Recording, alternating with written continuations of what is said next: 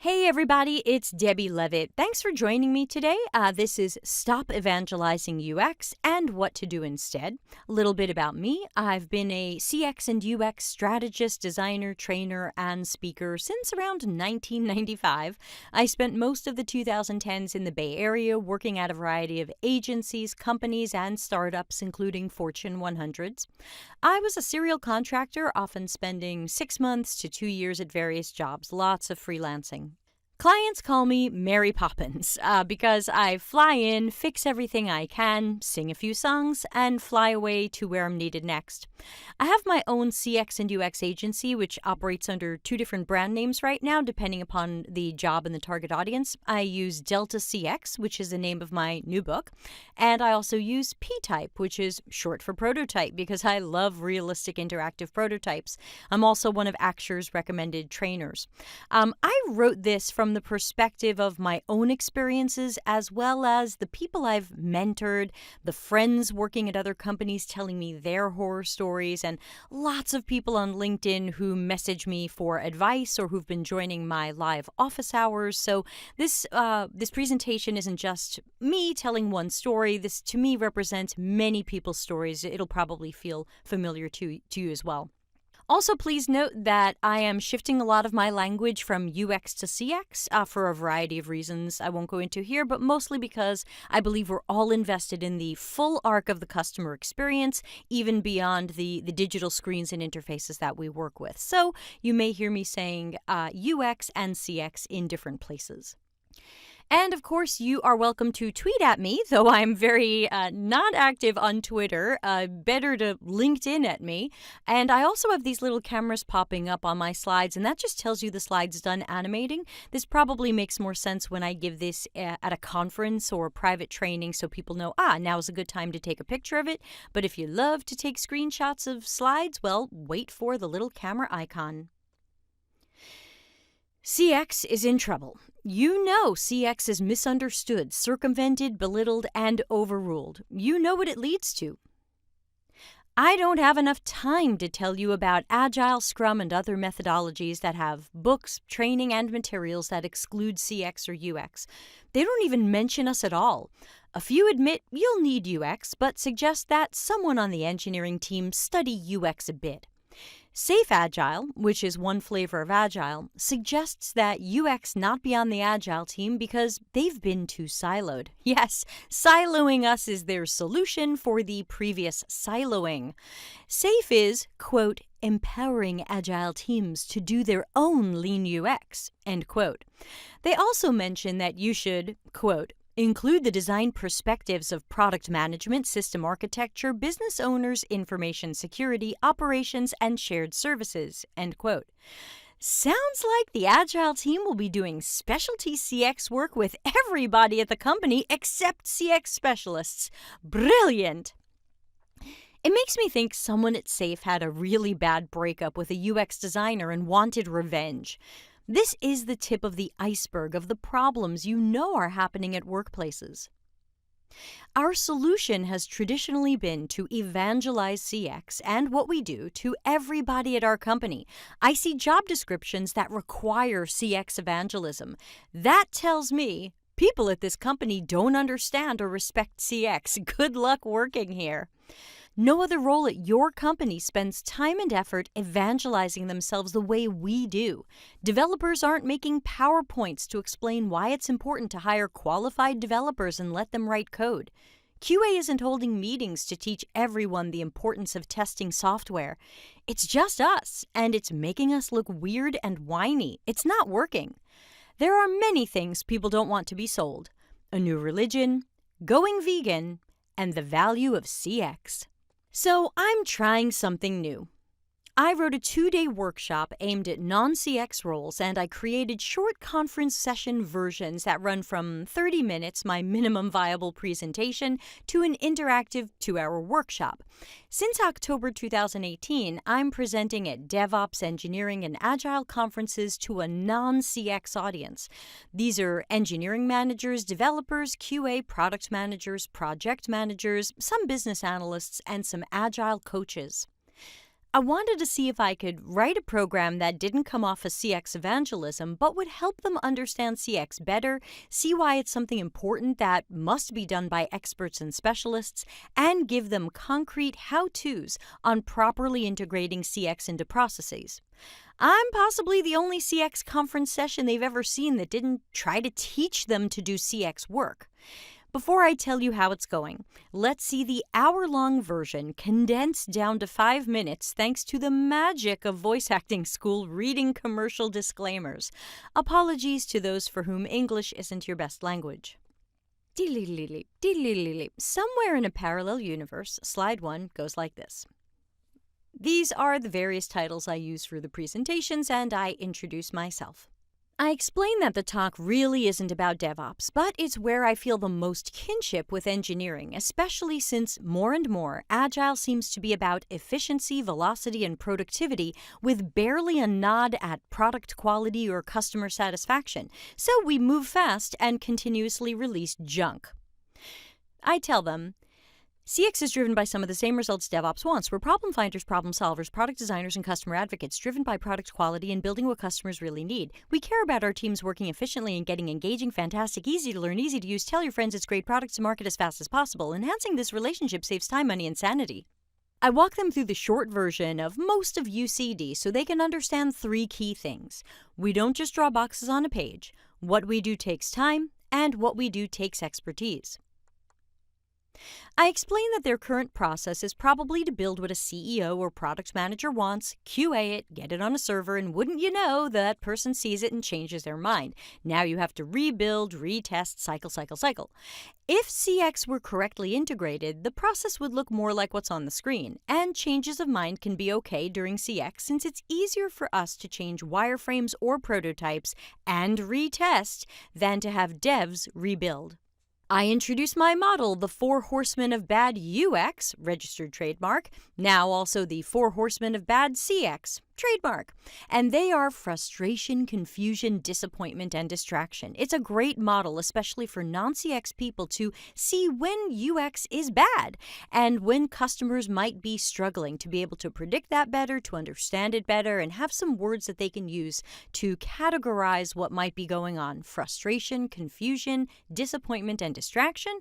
And that, of course, is a note to us that this is something we really should fix before engineering builds it and it gets released to the public.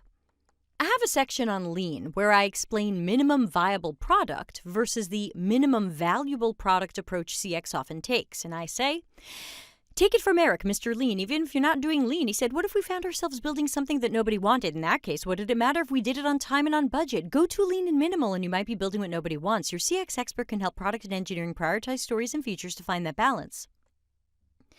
Nobody puts CX in the corner. I have many slides on how CX and Agile work together. This slide explains all the areas we can fit into an Agile process, from the portfolio level, where we are hopefully killing early ideas that have no customer value, to being on the Agile team, a true partner and collaborator, and sprinting along with them. I talk about how CX works into sprints and other flavors of software dev, whether or not they're using SAFe.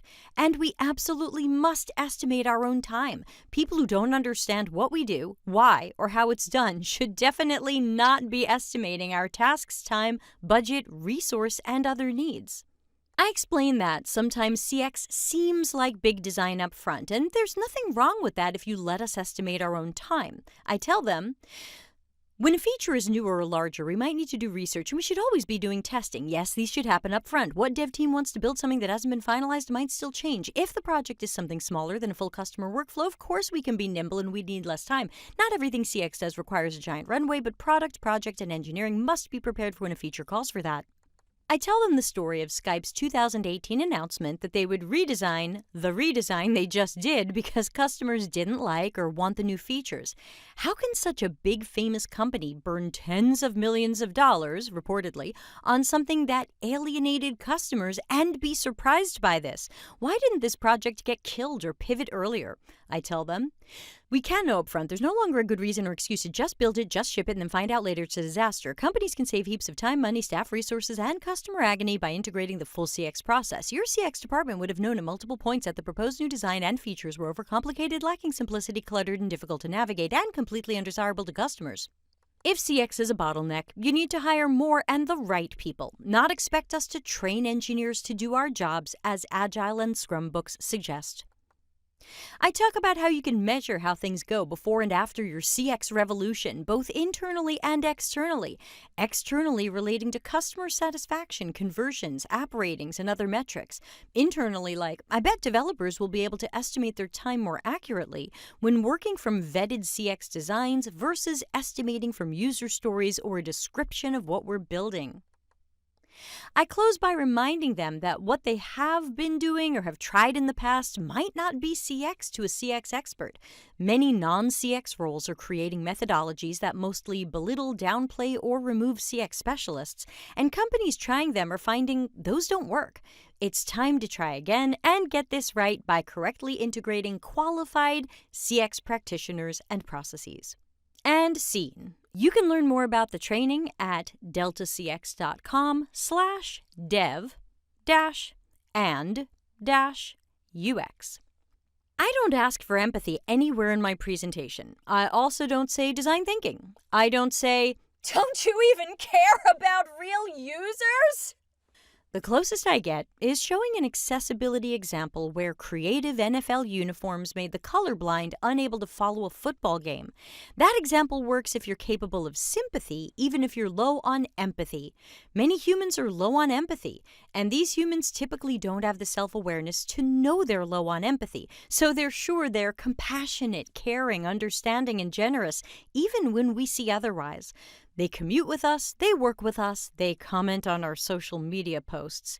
And if there's one thing we should know by now, it's we can't change them. We can't create empathy or wake them up. The world would sure be different right now if we could. Which means, stop telling the low empathy to have high empathy. Unless they choose to begin a long and deliberate path of self-improvement, they can't experience more empathy than the level they're at now. We need to have enough empathy to see who is low empathy and understand that being outraged that they don't seem to care about users is not how we will appeal to them. For those people, we will have metrics and ROI. My fresh angle is mostly working. My photographer caught this moment, and it's one of my favorite pictures from my speaking tours. But when I first gave these talks, there was more negative feedback, including, my favorite, not work-related, just an advertisement. Speaker sounded like she was trying to defend her job, trying to use humor to cover the bitterness she has on how the industry sees UX designers. She has a good message, but the chip on her shoulder interrupts that message. That was after trying some more strongly worded slides, which I could tell at the time the audience wasn't feeling. I walked out. It was raw UX evangelism and did nothing to explain how UX fits in with Agile. Notice that the negative feedback I was getting are all associated with a feeling of being sold something. A few even mention that this is the same awful UX evangelism they suffer through at work. I've since rewritten the presentation many times, and now it gets nearly 100% rave reviews. I don't tell you that for ego. I tell you that because I found that shifting what I said changed how it was received. Imagine that. Where I have 60 minutes or more with an audience or at private corporate trainings, we start with a live poll of what do you believe about UX? All the choices are negative and they can choose more than one. You can see people happily voting for choices like it's something any worker can do and isn't agile. My presentation dispels all of these myths, but it's a nice starting point because for the private corporate training version, here's the ending point. Give me some words or phrases that describe UX. It helps the audience see how far they've come from the earlier poll where UX were seriously bad dogs. And I tell them if they're still believing those things, write them here. So you can see that just a day or day and a half later, their responses are really positive. Nothing was repeated from the first negative slide. So we have to take a look at our own actions, words, and choices as CX practitioners, managers, and teams to see where walking a new walk can send a stronger message than, "Sister, please pray with me now." So that tells you what I've been doing and how I know typical evangelism often isn't working. What do we need to do instead of traditional evangelism? As I like to say, you will go much farther being an important part of the team than you will by holding another meeting about how you should be an important part of the team. We spend so much time talking about empathy, putting ourselves in customers' shoes, researching people's experiences and designing for them, and then we don't do that for our own teammates. We don't consider that most don't want to hear a CX evangelism presentation. We don't consider what they need from us, what their experience is, why their CX dissatisfaction level is so high. What is their job like when we disappear and don't communicate? Imagine you are that product manager, that developer, that QA engineer. What do they need from you? Don't guess. Find out. We should be using our CX abilities to build a coworker experience that matches everybody's needs. People come up to me after my talks to complain that their CX teammates disappear into a black box for weeks or months. They slap a finalized design on devs and are never heard from again.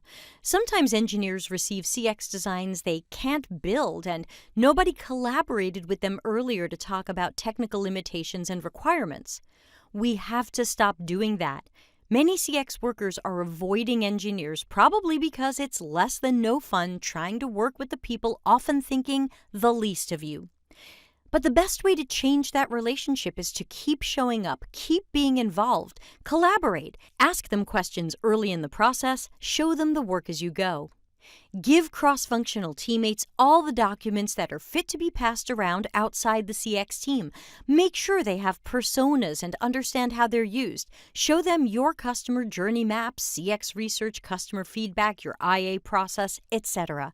Not because you need their approval, but it'll help if they see what you are really working on other than drawing boxes on a page. Get tools in place. Tools for collaboration, sharing concepts, sharing documentation, sharing designs, and specs. Ask for tickets in Jira or whatever they're using. Don't settle for a Trello board or spreadsheet of CX issues if they're all in Jira. You're on the team and should be part of their communication and documentation system. Make engineering questions and issues high priority. Teach them they can count on you to provide fast, thorough answers. When those tickets come in, I try to drop everything. I'm now their bottleneck. One might say I'm blocking the Agile team, so I can't say, oh, I'll answer them tomorrow. Go to the meetings. If we only show up to meetings to fight or evangelize, and we never show up to bring positivity, help, improvement, discussion, and collaboration, then other people get a very one-sided impression of CX. Ask to be invited to the recurring and random team meetings. Go to as many of those meetings as you can fit into your schedule. Work with management to improve how you're resourced and allocated so you can get to more of these meetings. I asked myself how I wanted non-CX teammates to see me, and for them to see me that way, I have to be those things. Thinking about engineering, though it's really for all teammates. Debbie listens to and considers engineering's ideas. I've used Mural to hold my Delta CX ideation workshop with engineering to get their ideas for the product. That's ideation, not solution sketching. Many gave good ideas, and I credited them by name where possible. Engineering felt important and listened to. Debbie explains her ideas, designs, and decisions. Debbie collaborates early and often and doesn't blindside engineering later with finalized designs. Debbie is a fun person I like to talk to. She's approachable. I can send her a Slack message anytime and be confident it'll be a good conversation. Debbie has no ego. I can disagree or offer another idea, and she takes it seriously. It may not end up in the product, but I take it seriously. Debbie makes engineering feel included. Debbie has made engineering see the importance of CX by solving small and large things quickly so their work wasn't delayed. You know what tells teammates these things better than another meeting on how great CX is? When I am these things, daily, consistently, hourly. When you tap into what your teammates need and meet or exceed those expectations, you don't need to evangelize. They will become your advocate. Walking the walk, who we hire.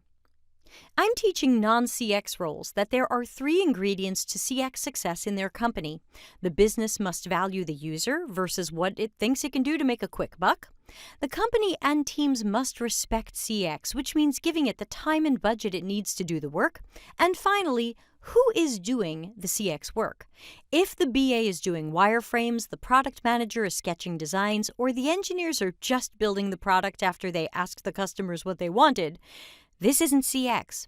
It's not CX when they do our work, and it's not CX when we assign work to the wrong people.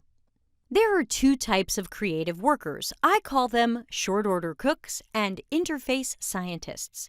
Short-order cooks do their best work when you tell them exactly what you want. You have the solution or design idea, you just need the pair of hands to put it together for you. Please just wireframe what our competitor does since we're ripping them off. You want bacon and eggs? Here are delicious, perfectly cooked bacon and eggs. Interface scientists do their best work when you bring them problems, questions, pain points, customer feedback, and data. Don't bring them prescribed solutions, and they're not your pair of hands just wireframing what someone else wants to see. Interface scientists, think of them as experienced scientists, do their best work when they're involved in the problems, questions, pain points, customer feedback, and data. Don't bring them prescribed solutions, and they are not your pair of hands just wireframing what someone else wants to see. Don't even ask for bacon and eggs. Tell us about how customers are having trouble selecting breakfast. We'll cycle through research, concepts, testing, and iteration to find the best executions of the best ideas. All CX hires, including visual designers, should be interface scientists. We don't want order takers. They must be problem solvers and critical thinkers. We must stop hiring short order cooks and expecting great CX research, design, testing, and process to come from them. Here's a job description at a Fortune 100 company for a senior UX designer. I found out from the recruiter that this job was actually to lead a new mobile UX team to fix this company's one-star app. I loved the idea of a senior title and senior pay with leader managerial work. Thanks! Okay, so they want at least 6 years of full UCD, including research and testing. Sure. They also want high-fidelity prototyping, meaning you must have the prototyping subspecialty and you must be a visual designer, or at least be able to work with an existing design system. I also love the idea that while leading a mobile CX team fixing a very broken app, you're gonna have spare time because CX doesn't take long, right? Well, swallow your coffee because this job also requires that you be a professional illustrator, a subspecialty in the art world. This goes way beyond purple unicorn. I learned that the hiring manager is a visual designer. Is that 100% bad all the time? No, there are some visual designers who get CX and manage it well. But when that design manager doesn't get CX and requires CX workers to be experienced and talented artists, we're killing the top of that pyramid. We might be placing less qualified people into important jobs. I asked the recruiter if the hiring manager would consider getting everything he was asking for minus the illustrator, since that's not really relevant and it sounds like the person getting this job wouldn't have side time anyway. The recruiter said, no, we need an illustrator. I'm not an illustrator, but I would have done an awesome job in that role if they had allowed artwork to be done by someone with talent and time. So why would this senior UX designer job probably go to a great illustrator? Let's talk about what I call the gate. The gate is that one quality, maybe 2, your job requires where it won't matter how great candidates are at everything else. If they don't have this, the gate doesn't open. You need to be an illustrator. You must have military clearance. There's nothing wrong with having a gate, but I'm suggesting that we stop making art talent the gate for CX jobs that aren't visual designer jobs. If you can't consider someone because they don't have the right security clearances, okay, that's a deal breaker. But we must stop excluding CX specialists from CX jobs because the gate is art school stuff: typography, color theory, visual design, branding, logos, illustration, etc. Someone recently told me that they were rejected from a UX researcher job specifically because they couldn't show a visual designer portfolio. Your gate is broken. If we want to teach others at our company that CX is a unique specialty, we have to hire as if it's a unique specialty. We can't give the junior graphic designer some wireframing and then expect others to see that CX is a formalized discipline for specialists. Sure looks like anybody can do this.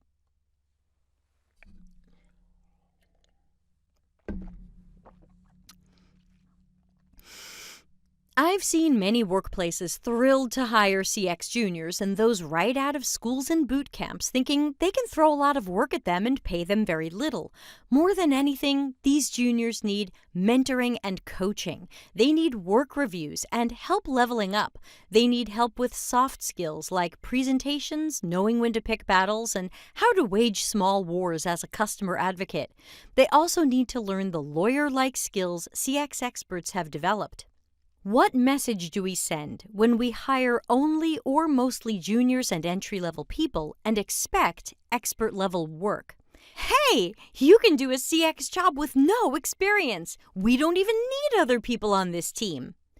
In which other department do they hire 1 or 2 recent grads to do all of the specialized work? Walking the walk, management and leadership. We need strong CX leadership. Management needs to work with managers from the product and project departments to make sure that CX is brought in during the earliest planning of epics, features, and stories. If CX isn't at that table from the first conversation, we will all be surprised later when we are given junk projects that waste company time and money while building something CX knows the customer really doesn't want or need. Whenever I'm doing my Dev and UX Talk Live, I ask the room, hands up. How many of you knew the product was crap while you were coding it? Pretty much everybody raises their hands. We must collaborate early with portfolio and project planning to make sure we're headed for products that solve real customer problems for real customers. Management needs to work with leads from other departments to make sure they let CX do their job. Agile Manifesto Principle number 5. Build projects around motivated individuals. Give them the environment and support they need and trust them to get the job done. Managers, don't push people to be jacks of all trades. I once met a manager at an event who proudly told me he was making all of his artists learn coding. Okay, did they want to learn coding? He told me that didn't matter. Artists should know how to code. So I asked, how do the developers feel about the quality of their code? Is your artist's coding saving time for engineering or wasting their time because they have more stuff to look at and fix and deal with that maybe doesn't meet their standards? He blinked at me a little and walked away. Let CX specialists do CX work. The days are busy enough. Play to people's specialties and strengths. I'm for people expanding their skills if they want to do that, but not because we gave them a surprise job description change, especially one that creeps into the territory of other specialists at the company. We hate when other teams try to creep into our specialties. If you're working from a design system or you're a great visual designer, it can be fast and easy to work in high fidelity, but please consider more medium fidelity work. It helps teammates see that CX architecture isn't visual design and that the two can be separated. We can work on the blueprints of the house before it gets its interior design. And if it doesn't test well, the time spent on the visual design might have been semi-wasted. Great visual design can't save poor CX and shouldn't mask it. I know some of you disagree with my separations of visual design and other CX tasks, and that's okay. But since I'm a non-artist with a degree in music, I see much clearer lines between visual design and other CX specialties and tasks. If we in the CX industry don't draw more lines between visual design and other CX specialties, how can we expect others to make that separation when hiring for our jobs? Create more realistic interactive prototypes. I keep hearing that a click-through model like you would make it in Vision is enough, but I disagree. Prototyping should bring concepts and designs to life in a realistic way. I design right into Axure. No, they don't pay me to say that. I don't use Sketch or Figma or anything else first. I go straight into Axure and see if my ideas have legs because I can experience them realistically. Engineering loves my prototypes since they're better documentation than annotated wireframes. If you're great at coding or you use another highly realistic prototyping tool, that's fine. Our screens, flows, error states, and possible outcomes have so much complexity now. Clicking through a happy path just isn't enough for when we do our work, socializing that work, or running user or usability testing. Testing a prototype without realistic interactivity sounds kind of flawed.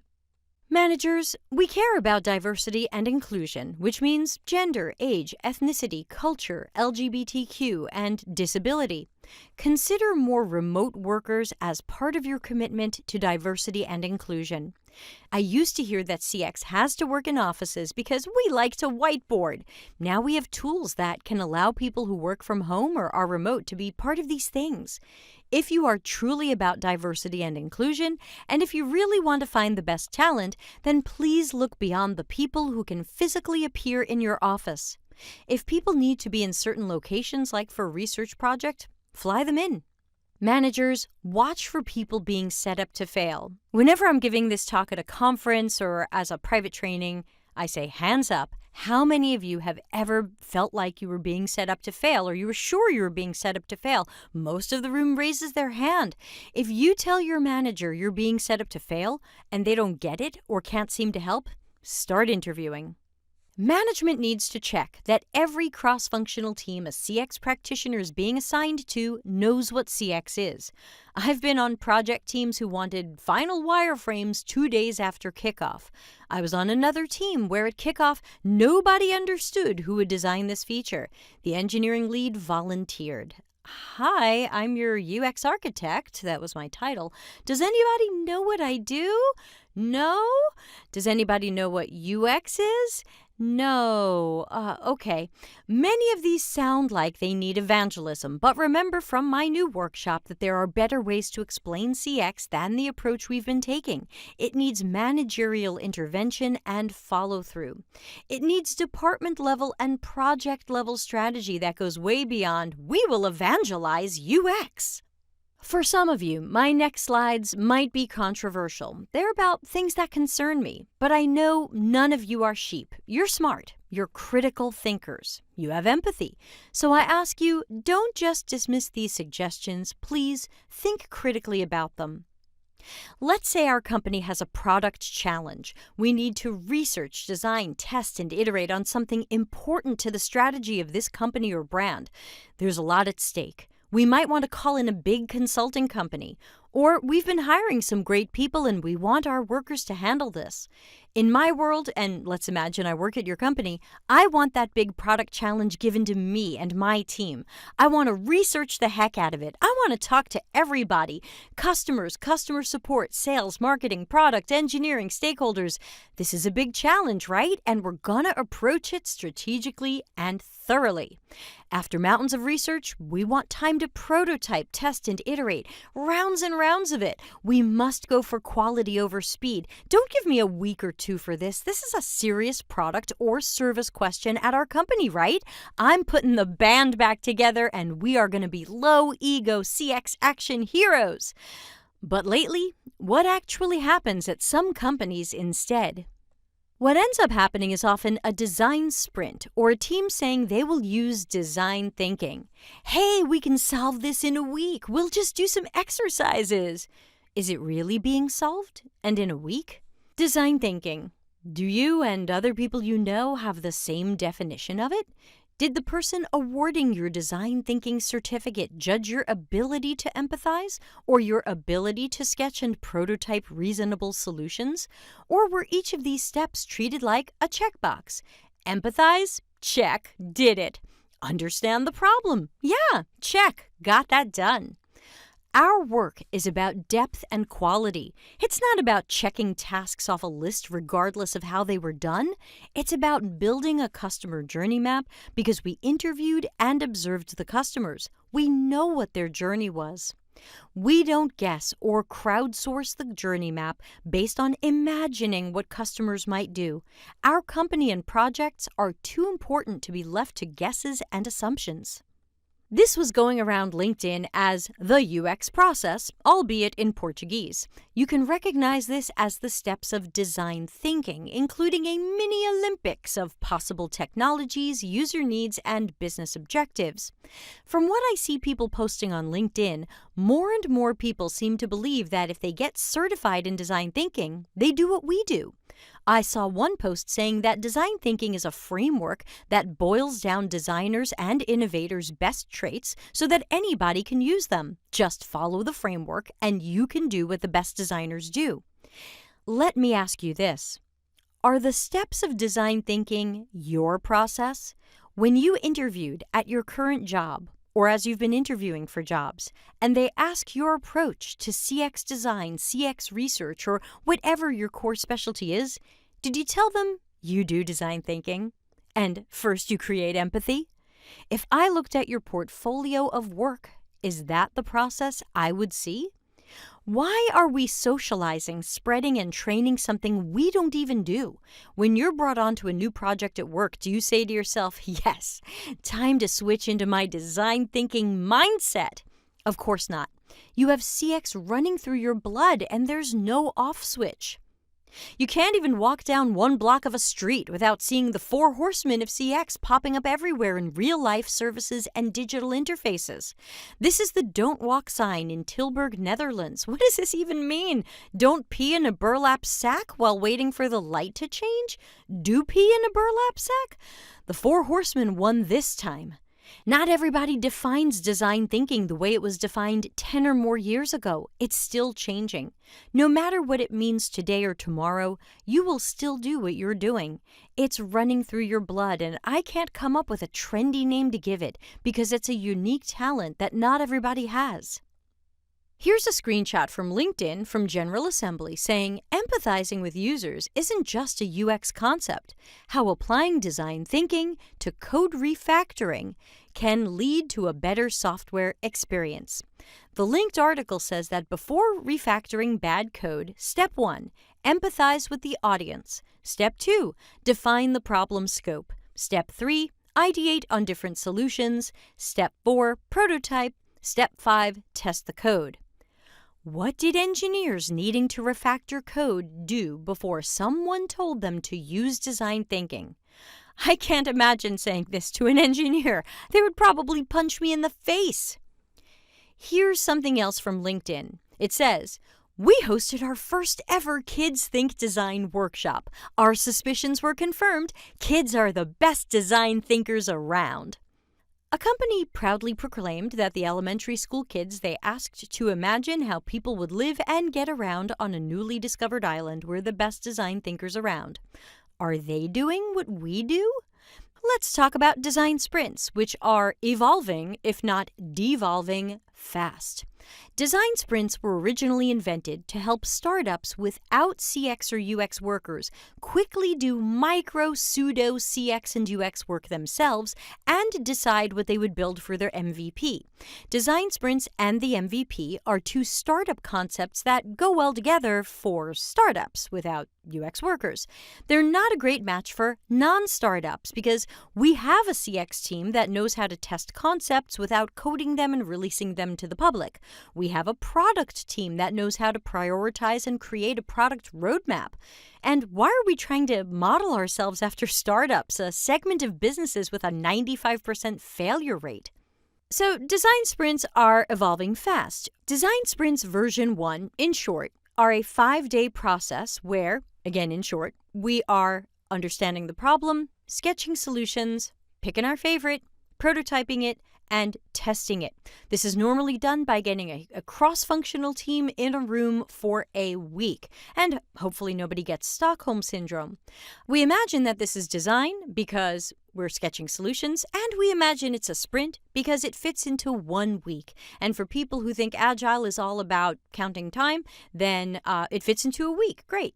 But Simultaneously, there exists version 2. Version 2 is a 4-day process, and you only need the full team for 2 days. The other days are done by the agency, facilitator, or other experts. They're going to do the prototyping and testing rather than having the team do it. So someone noticed that we really shouldn't have our cross-functional teams doing prototyping, testing, or interpreting testing. We'll leave that to the experts, and they'll give everybody a report of how it turned out.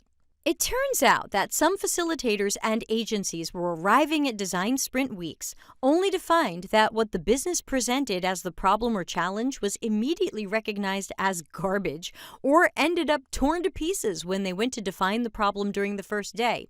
That'll derail a design sprint. So version 3 requires that a week or 2 before the sprint starts, the facilitator or agency must do all of the work around the problem. Personas, customer journey maps, and other customer research-based deliverables will not be made by the design sprint attendees. They'll be made ahead of time, hopefully by CX and UX research experts and not by someone using guesses and assumptions. If we combine version 2 and 3, what's left in a design sprint that we trust the cross-functional attendees to do as a team and still imagine that experts aren't necessarily needed? If we want experts to work on the problem and do research and create some of those artifacts, and we want experts to do prototyping, testing, and interpreting that testing, then what's left is sketching solutions and voting for your favorite. And if you look at schedules for some of the one-day workshops, approximately 40 minutes is spent on sketching and voting for the winner. So I predict that Design Sprints version 4 will essentially be team solution sketching with everything else done, hopefully, by CX experts. Perhaps today's 5-day design sprint will become a solution sketching 1-hour workshop. Hey, I'm just concerned. I'm seeing more and more jobs that look like this. Quote, Senior UX Designer, Manchester, UK, Multidisciplinary Agile Teams, Workshop Facilitation, Design Sprints, 3 months, 400 to 450 British pounds per day. End quote. It claims to be a UX job, but appears to require nothing from UCD. That was the entire job description. But it did mention design sprints. This one only needs you for a few months of workshop facilitation, and then you can please leave. Look, it's my job to predict possible outcomes. I am concerned about the slippery slope. I'm concerned about a term that means everything to some people and nothing to others. I ask that we keep thinking critically about this. There's a UX book out there that is really working hard against us. Here's a quote from that book, though it sounds more like an infomercial setup. Quote, Whether your team does fieldwork or lab work, research generates a lot of raw data. Making sense of this can be time-consuming and frustrating, so the process is often handed over to specialists who are asked to synthesize research findings. You shouldn't do this. Instead, work as hard as you can to make sense of the data as a team. This is one of many strange quotes I could read you from this book. Which of you researchers find research to be time-consuming in a bad way or frustrating? Anybody want to argue that research findings and data are best synthesized and interpreted by the entire cross-functional team? This book claims that it's all about collaboration, but it's not about work done by committee. Yet, their definition of collaboration fits work done by committee. It acts like everyone on your team has equal CX skill and ability, so we can all plan research, undertake it, interpret it, design, test, etc. together. We're never going to get to do anything alone. We don't get to make a single decision. It's the book that Safe Agile adopted when putting us in the corner with a recycle your garbage icon. This book is the second edition of Lean UX. Non-CX roles love it because they were looking for permission to do our work with us because, hey, we used to do all this CX stuff before we hired CX people, and we were great at it. They found that permission and so much more. Or is it less? I know it's been good to find some slice of what we do and to get people to listen to it. It's really the newest form of evangelism. At some companies, it might be successful in getting everybody invested in the customer experience. People who weren't given time or budget to do a 4-week research project maybe now get that thanks to socializing design thinking. At other companies, they might be invested in design thinking, but still think user-centered design is bloated, expensive, and taking too long, and it should be thrown away so we can all do team workshops. So what do I suggest that we do instead? First, get out of the building. Gather the cross-functional team and stakeholders, leadership, and hire if you can get them involved. Have them observe customer interviews and field studies to better understand customers' realities. This has to be better than people staying in the office and guessing at customer experiences and putting more sticky notes on walls. Go watch our customers meet the 4 horsemen of bad CX. I use my own flavor of a one-day ideation workshop which collects ideas but requires that each idea be written like a user story. That way, we keep people focused on customers and their real needs. There's no sketching in my ideation workshop, and it can be done on-site or remotely. If your company still insists on doing design sprints, after they're done, get all of the sketched solutions and move the best ideas through our UCD process, whether or not they won the popular vote. I've seen some companies circumvent CX and try to push the winning design straight into product management or engineering to be released to customers. Make sure design ideas are given to you so that you can shepherd any idea with deep customer value. Any team exercise or workshop we do must have success criteria and KPIs. Calculate the costs and the ROI. Watch workshop outputs. What did they cost in the short and long term? Piles of people in a room for days, plus any work done on any of these sketches afterwards. Those costs can add up. What did these workshops produce, if anything? Why did they fail? Having success criteria and better calculating costs and ROI will shine bright spotlights on when the workshop declares outcomes like, everybody really enjoyed design thinking, or we had camaraderie and stakeholders felt involved. There are many less expensive and more productive ways to have results like that. Shift terms to what you really mean. Talk about CX without evangelizing. Refer to your tasks and processes. Every job at our company is complex. Don't water CX down. Shift away from terms that don't accurately capture or represent what we do. How to get a seat at the table. We can't control which teammates show up at our workplace not knowing what CX is or does, but we can control what we teach them about CX and collaboration. Stakeholders and the business sometimes have low or no empathy for customers, which is why saying customers are having problems doesn't instantly get time and money for CX to fix everything. Our best bet is to tie our work and its outcomes to ROI and the achievement of business goals. But right now, we're just a staff job that looks like we don't make the company money. We're assumed to be a pair of hands that just draws what the BA overprescribed in requirements. If the project is a success, thanks to the BA or product manager that defined what this would be, thanks to the engineering team who built it so nicely, thanks to marketing for coming up with some initiatives and tracking metrics and creating visibility and awareness. Everyone else is the golden child, and nobody even knows what we do. At many companies, this means our new best friend is marketing. They have the business's ear and wallets. They have mountains of goals that we can help them achieve. We'll partner on KPIs and metrics, and they will help us get some of the time and budget we need. Marketing will help us tie business successes to our work. We can also partner with marketing on work they often do now, but shouldn't be doing alone, like designing, building, and maintaining the public website.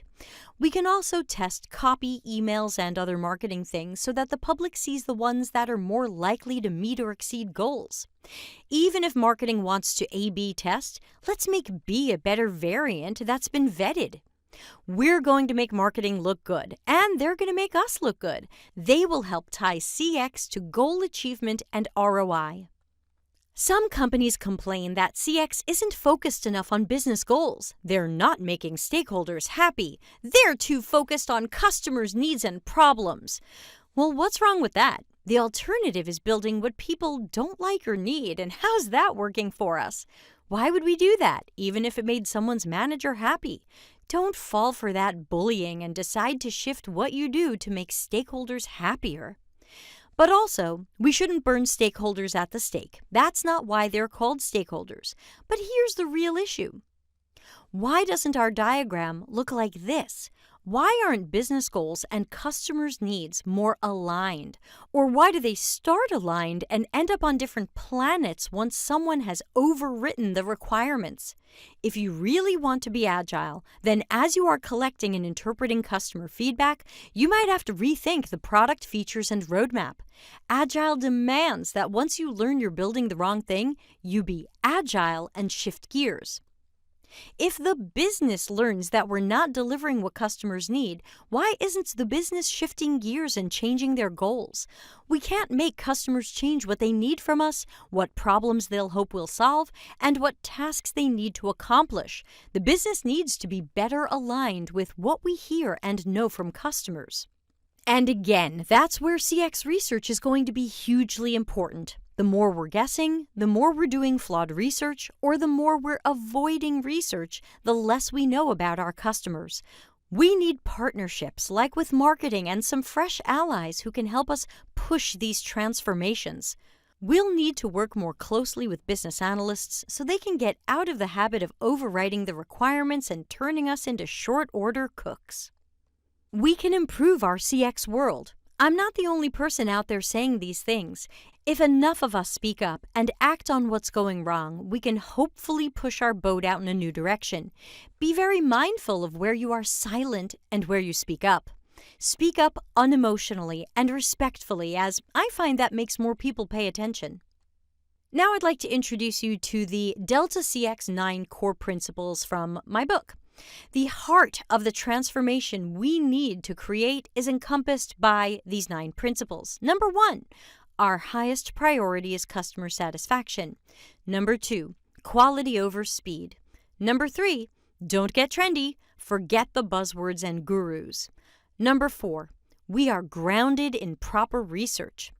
Number 5, success relies on low-ego action heroes. We need to correctly assess our CX candidates and do a better job hiring. Number 6, collaboration with respect. Break down silos, but don't feel pressured by any methodology out there to give up your autonomy and make you work by committee. Collaboration and design by committee are not the same thing. Number 7, play to people's strengths. It's okay to specialize. You don't have to pretzel yourself into being a unicorn. Most unicorns aren't even unicorns. They are typically amazing at one thing, mediocre at some other things, and poor at the rest. Our company's work is too important to give tasks to people who are mediocre or poor. See Principle 2. Number 8, customer touchpoints. Every interaction a customer has with your company adds to the story they tell themselves and others about your brand. We must deliberately architect all of these. And number 9, the cambiata. That's a music theory term and also an Italian word. And I use it to mean strategically taking the best path to achieve all of the above, even if that path is nonlinear and needs to jump around a little bit to get to the right destination. Think critically and be a change agent. Go forth and be these things. Fight for them. Join my Delta CX adventures. Delta CX is now available as a book. It started as the companion book to this talk. I figured it would be like 100 pages, but then I realized if I wanted to try to fix what was going wrong in CX and UX, there was a lot more to burn down, and then I would have to build up what we should do. So every time I saw BS posted to LinkedIn, I wrote another sub-chapter because I wanted you to have every argument possible against or for something that people are talking about. If I just said, yeah, here's one reason why design sprints aren't great, I don't think you'd be as equipped as you could be to battle some of these things. So it ended up the Winchester Mystery House of Books and ended up 384 pages with almost 192,000 words. My goal with the book is to create change. I make about $3 a book. You don't write a book to get rich. I don't have a publisher. I hope to unify everybody who sees what I see and wants to fix UX and unite it under one cause and one model. I know many of us disliked the Lean UX book. We didn't go running into work and say, this is the model we should use. I'm hoping that Delta CX is the model we should use. My goal is to unify us and give us a common language, because when we define things so differently and we do things so differently, the impression we leave on coworkers and leadership at our company is UX is kind of informalized. They don't even seem to know who they are or what they're doing. They can't even agree among themselves. Of course, other teams and departments have their own disagreements, but I think sometimes we end up looking worse than anybody else. So I've also got a Slack group that is free. I like to hang out there and answer questions that come up. You can find me on LinkedIn at Debbie Levitt. Of course, you can follow me there. Thanks again for going on this adventure with me and thinking about how we need to stop evangelizing, because really nobody wants to hear it, and what we could do instead.